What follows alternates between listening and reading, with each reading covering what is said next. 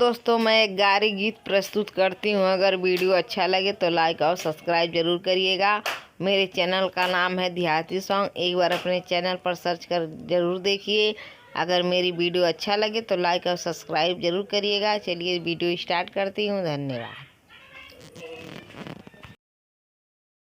बैठा बैठा ए दुल्हे माड़ो के बीचवा, बैठा बैठा ए दुल्हे माड़ो के बीचवा, कैसे के बैठी माड़ो के बीचवा, हे माड़ो के बीचवा, दुअरे पापा हमारे भीजन ससुर, दुअरे पापा हमारे भीजल ससुर, तुअरे पापा के माड़ो छवल दुल्हे, तुअरे पापा के माड़ो छवल दुल्हे, तुअरे मामी के अंगना नचैबे दुल्हे, दौरे मामी के अंगना नचैबे दुल्हे।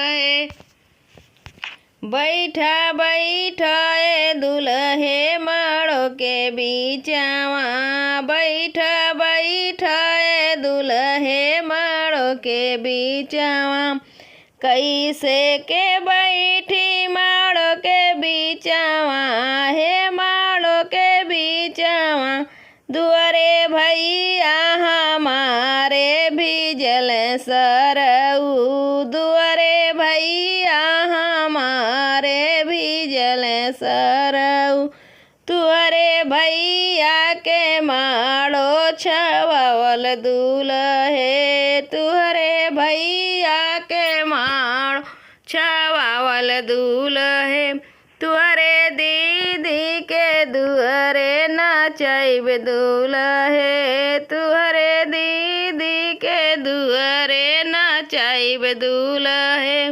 बैठा बैठा ए दुल्हे माड़ो के बीचवा, बैठा बैठा ए दुल्हे माड़ो के बीचवा।